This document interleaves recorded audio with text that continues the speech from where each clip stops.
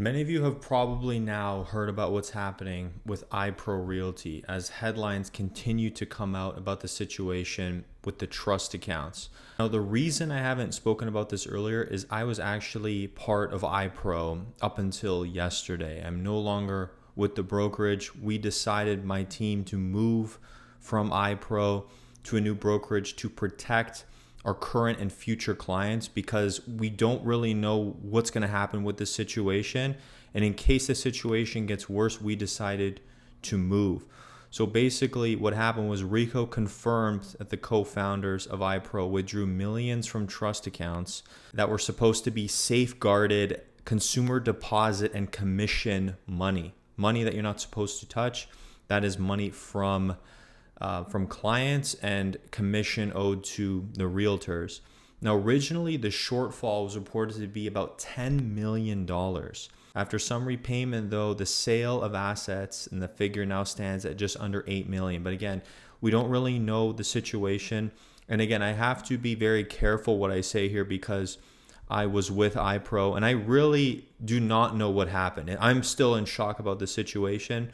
And I really did not want to leave. But I thought I had to make a decision. Me and my team, I work with a team of now 2 people, and we thought, let's just wait and see. But as the situation goes on, we need to think about our current clients and future clients, and we don't really know what's going to happen moving forward. So we figured the best thing to do is to move to a new brokerage, one that has not this happening, right? Because we don't really know what the future holds and what is going to happen. Now, what surprised to many is while Rico has confirmed these funds were improperly withdrawn, they've also confirmed that they will not be pressing charges under their authority.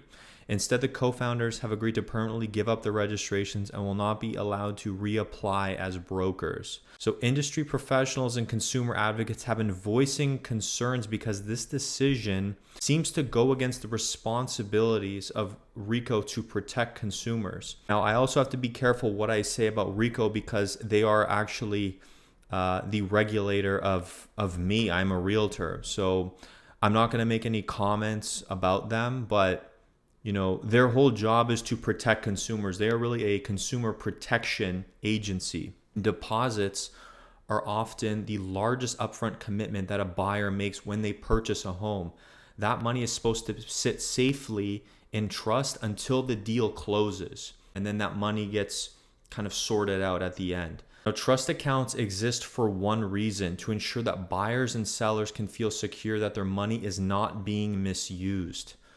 Okay, so for many clients, hearing that such a large sum went missing is understandably concerning. And clients have reached out to us and asked my team what is going on. Like, this became such a big story. It's really sad, and I'm still processing it. It's still a shock for my team.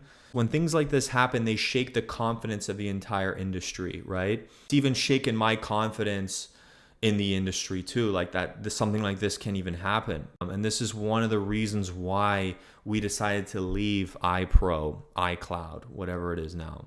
Our priority has always been to protect our clients and future clients, right? So when things like this happen, we want to make sure that we're putting the security first, right? And obviously, like, if we decided to stay there, we don't really know what will unravel in the future. And there's too many possible scenarios. So we want to make sure that, our clients putting trust in, let's say, me or anyone in my team, that they feel secure, especially with the brokerage that we're part of. Basically, I'm going to tell you a little bit about how deposits work in a real estate transaction. When a buyer submits an offer, they include a deposit as part of an agreement, right? The deposit is usually delivered to the listing brokerage within 24 hours of that offer being accepted. Usually it's a show of good faith, and it's also a binding part of the contract that the buyer really wants the property. They give them a deposit to just make that deal more firm and secure, right? And it also puts kind of the buyer to have actual skin in the agreement, which is actual money. So by law, the brokerage is required to place that money in a designated trust account. The trust account is separate from the brokerage's operating funds and is tightly regulated. Okay, very tightly regulated. That money stays in trust until one of two things happen.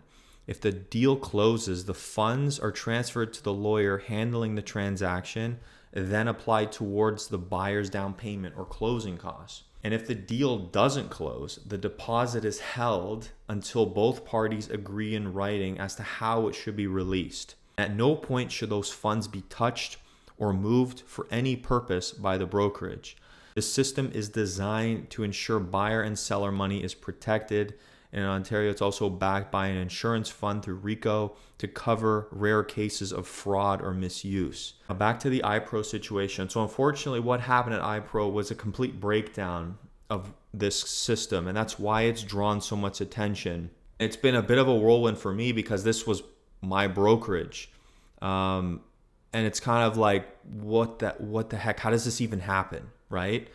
The regulator now has an important responsibility to explain how this happened, and they have to restore confidence in the system, right? The public and all real estate agents, especially the real estate agents under Ipro, deserve clarity about why such a serious breach happened, right? And again, I also have to be careful what I say here because I was a part of them, right? But it's shocking, and it's been a rough few days. So again, what we decided to do was we moved.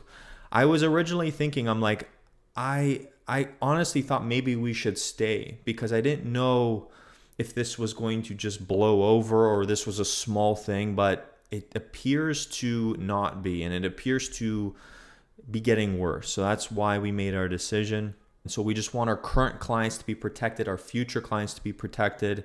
And so we decided to make the move. And so I don't want to, bash the guys at Ipro. From when I talk to them or communicate to them, they always seemed like good people, right? I don't want to say anything bad about them because I have no idea what happened. I know the market's been in an extremely bad situation, and brokerages, what happens is they're on the hook when a lot of people, let's say, back out of pre-construction deals, and the buyer, let's say the buying agent makes their commission and then the deal doesn't go through. The brokerage then goes on the hook to pay for things. And so I think it was just a possible mismanagement. And it's a sad situation, and I'm still shocked by it. And it really shook us, and it's shaking the whole industry, right? And yeah, that's all I have to say about it.